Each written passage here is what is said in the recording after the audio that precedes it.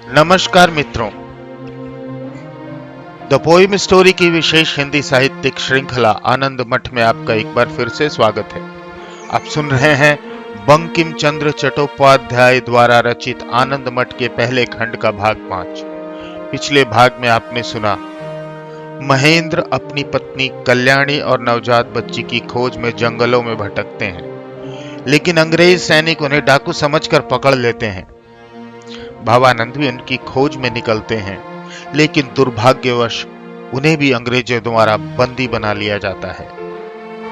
उधर जीवानंद आनंद मठ के तपस्वी योद्धा अपने अनुयायियों के साथ अंग्रेजी सेना पर आक्रमण करते हैं और उनका नेतृत्व करने वाले अधिकारी का सिर कलम कर डालते हैं। इसी संघर्ष के बीच भवानंद महेंद्र को लेकर आनंद मठ की ओर प्रस्थान करते हैं।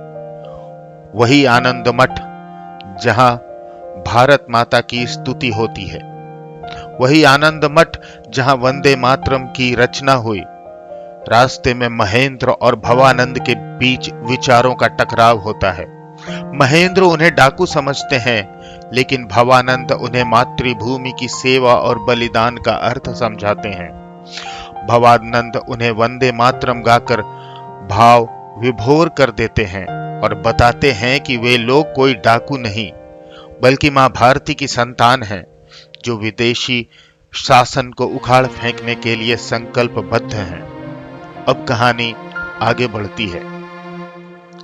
आगे बढ़ने से पहले हमारे चैनल को सब्सक्राइब कर लें और बेल आइकन भी अवश्य दबाएं, ताकि जब हम ऐसी वीडियोस आप तक लेकर आएं तो वो सबसे पहले आप तक पहुंचे। तो आइए शुरू करते हैं आनंद मठ खंड 1 भाग 5। कुछ क्षण मौन रहकर महेंद्र ने गंभीरता से कहा, तुम लोग क्या अभ्यास करते हो? भवानंद ने समझाते हुए कहा, देखते नहीं हो, हम लोग सन्यासी हैं। हमारा सन्यास धर्म इसी अभ्यास के लिए है। कार्योद्धार होने और अभ्यास पूरा होने के पश्चात हम लोग फिर गृहस्थ हो जाएंगे। हम लोगों के भी स्त्री कन्या सब हैं। महेंद्र ने भवानंद के चेहरे पर दृष्टि जमाते हुए कहा, तुम लोग उन सबको त्याग कर माया मोह से परे हो सके हो? भवानंद ने उत्तर दिया, संतान झूठ नहीं बोला करते। तुम्हारे सामने मैं मिथ्या बड़ाई करना नहीं चाहता। माया से परे कौन हो सकता है? जो कहे कि हमने माया काट दी है, शायद उसे माया ममता कभी रही ही नहीं, या वह मिथ्यावादी है। हम माया से परे नहीं हुए हैं, लेकिन हम लोग अपने इस व्रत की रक्षा करते हैं। तुम संतान बनोगे? महेंद्र ने यह प्रश्न सुनकर उत्तर दिया, बिना अपनी स्त्री कन्या का पता पाए और मिले मैं कुछ नहीं कर सकता। भवानंद ने आगे कहा, चलो तुम अपनी स्त्री कन्या को देखोगे? चलो। दोनों शांत होकर राह तय करने लगे। भवानंद ने फिर वंदे मातरम गाना शुरू किया। महेंद्र का गला भी सुरीला था। संगीत में कुछ अभ्यास और रुचि भी थी, अतः वे भी साथ ही गाने लगे। उन्होंने देखा कि यह अपूर्व देश गीत गाते गाते आंखों में जल आने लगता है। तब महेंद्र ने कहा, यदि स्त्री कन्या का त्याग न करना पड़े तो इस व्रत में मुझे भी दीक्षित कर लो।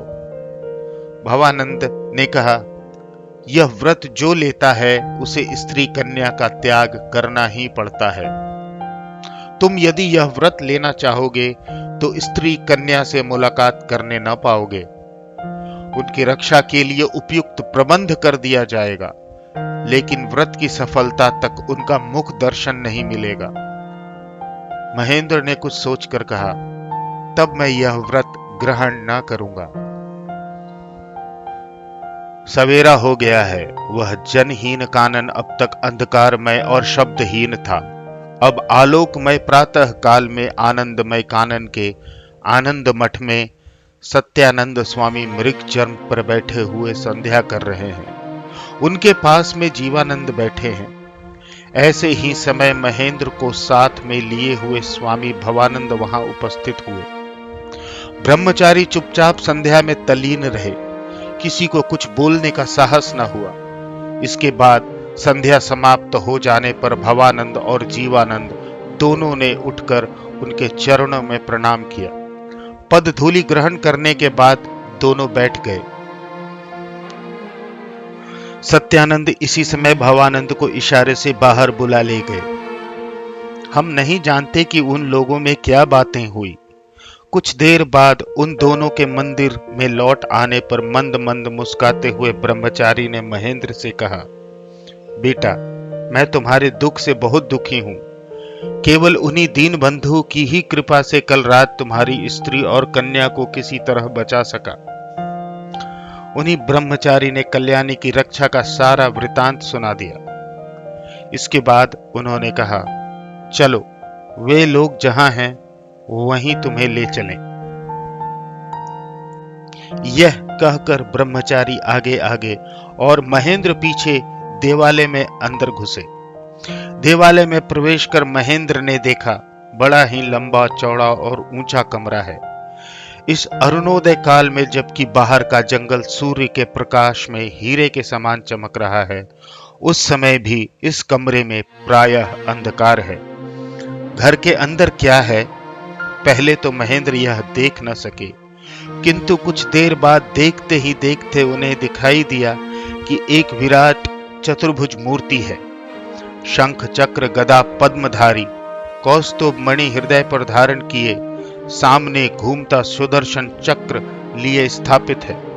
मधुकैटभ जैसी दो विशाल छिन्न मस्तक मूर्तियां खून से लथपथ सी चित्रित सामने पड़ी हैं। दाहिने सरस्वती पुस्तक, वीणा और मूर्तिमयी राग रागिणी आदि से घिरी हुई स्तवन कर रही हैं। बाएं लक्ष्मी अलुलायित कुंतला शतदल माला मंडिता भयत्रस्त की तरह खड़ी हैं।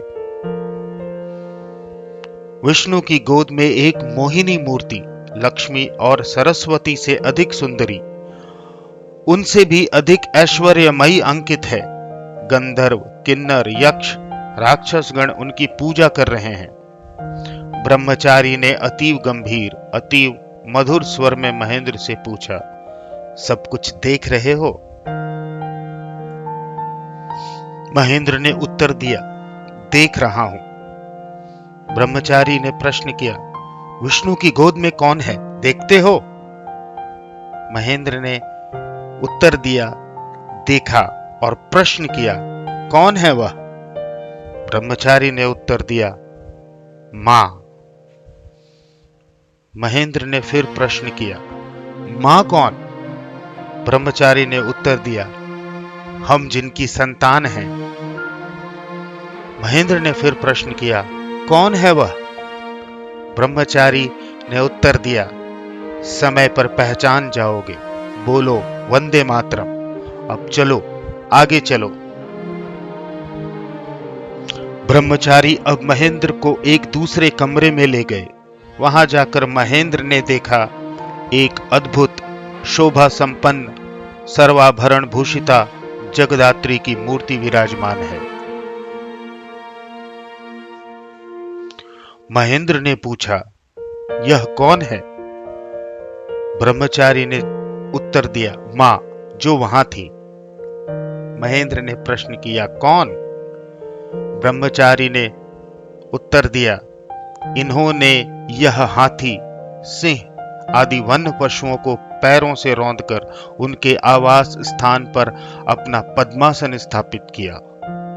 वे सर्वालंकार परिभूषिता हास्यमयी सुंदरी हैं। यही बाल सूर्य के स्वर्णिम आलोक आदि ऐश्वर्य की अधिष्ठात्री हैं। इन्हें प्रणाम करो। महेंद्र ने भक्ति भाव से जगदात्री रूपिणी मातृभूमि भारत माता को प्रणाम किया।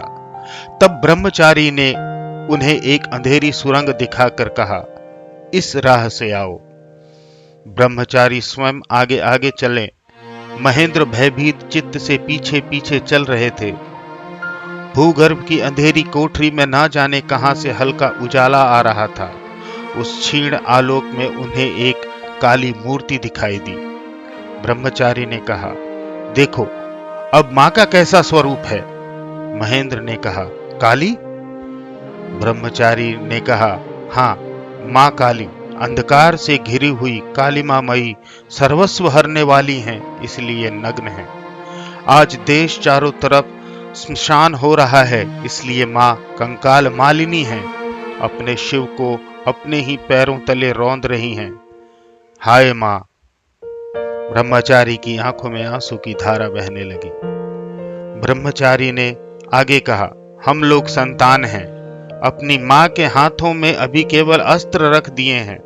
बोलो वंदे मातरम। वंदे मातरम कहकर महेंद्र ने माँ काली को प्रणाम किया।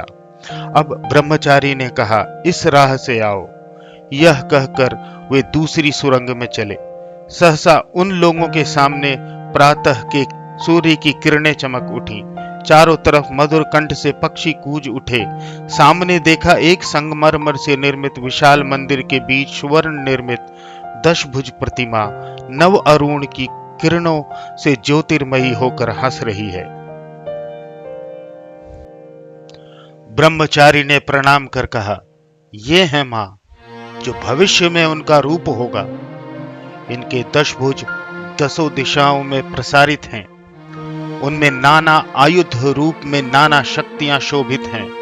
पैरों के नीचे शत्रु दबे हुए हैं। पैरों के निकट वीर केसरी भी शत्रु निपीड़न में मग्न है। सत्यानंद गदगद होकर रोने लगे।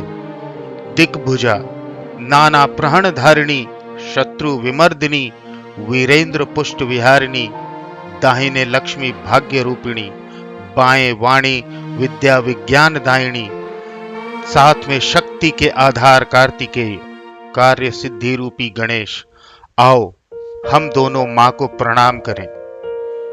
इस पर दोनों ही हाथ जोड़कर माता का सौम्य रूप निहारते हुए प्रार्थना करने लगे। सर्व मंगल मांगल्ये शिवे सर्वार्थ साधिके शरण्ये त्र्यंबके गौरी नारायणी नमोस्तुते। दोनों के भक्ति भाव से प्रणाम कर चुकने के बाद भरे हुए गले से महेंद्र ने पूछा, मां की ऐसी मूर्ति कब देखने को मिलेगी? ब्रह्मचारी ने कहा, जिस दिन मां की सारी संतानें एक साथ मां को बुलाएंगी उस दिन मां प्रसन्न होंगी। एकाएक महेंद्र ने पूछा, मेरी स्त्री कन्या कहां है? ब्रह्मचारी ने उत्तर दिया, चलो, क्या उन्हें देखना चाहोगे तो मेरे साथ चलो। महेंद्र ने कहा, उन लोगों से एक भी बार मैं अवश्य मिलूंगा, इसके बाद उन्हें विदा कर दूंगा। ब्रह्मचारी ने आश्चर्यचकित होकर पूछा, क्यों विदा करोगे? महेंद्र ने उत्तर दिया, मैं भी यह महामंत्र ग्रहण करूंगा। ब्रह्मचारी ने फिर प्रश्न किया, उन्हें कहां विदा करोगे? महेंद्र ने विचार कर कहा, मेरे घर पर कोई नहीं है, मेरा दूसरा कोई स्थान भी नहीं है। इस महामारी के समय और कहां स्थान मिलेगा? ब्रह्मचारी ने कहा, जिस राह से यहां आए हो उसी राह से मंदिर से बाहर जाओ। मंदिर के दरवाजे पर तुम्हें स्त्री कन्या दिखाई देगी। कल्याणी अभी तक निराहार है। जहां वे दोनों बैठी हैं वहीं भोजन की सामग्री पाओगे। उसे भोजन करा के तुम्हारी जो इच्छा हो करना। अब हम लोगों में से किसी से कुछ देर मुलाकात न होगी। यदि तुम्हारा मन इधर होगा तो समय पर मैं तुमसे मिलूंगा। इसके बाद ही किसी तरह से एकाएक ब्रह्मचारी अंतर्हित हो गए। महेंद्र ने पूर्व परिचित राह से लौटकर देखा, नाट्य मंदिर में कल्याणी कन्या को लिए हुए बैठी है। इधर सत्यानंद एक दूसरी सुरंग में जाकर एक अकेली भूगर्भ स्थित कोठरी में उतर पड़े। वहां जीवानंद और भवानंद बैठे हुए रुपए गिन गिन कर रख रहे थे। उस कमरे में ढेरों सोना चांदी तांबा हीरे मोती मूंगे रखे हुए थे। गत रात खजाने की लूट का माल ये लोग गिन गिन कर रख रहे थे। सत्यानंद ने कमरे में प्रवेश कर कहा, जीवानंद, महेंद्र हमारे साथ आएगा। उसके आने से संतानों का विशेष कल्याण होगा। कारण आने से उनके पूर्वजों का संचित धन मां की सेवा में अर्पित होगा। लेकिन जब तक वह तन मन वचन से मातृभक्त न हो तब तक उसे ग्रहण न करना। तुम लोगों के हाथ का काम समाप्त होने पर तुम लोग भिन्न भिन्न समय में उसका अनुसरण करोगे। उचित समय पर उसे श्री विष्णु मंडप में उपस्थित करना और समय हो या कुसमय हो उन लोगों की रक्षा अवश्य करना। कारण जैसे दुष्टों का दमन और दलन संतानों का धर्म है, वैसे ही शिष्टों की रक्षा करना भी संतानों का धर्म है। ये था आनंद मठ खंड 1 का 5वां भाग। हम अगले भाग में आगे आनंद मठ को पढ़ेंगे। हमारे चैनल को सब्सक्राइब अवश्य कर लें ताकि जो भी वीडियो हम बनाएं वो आप तक सबसे पहले पहुंचे।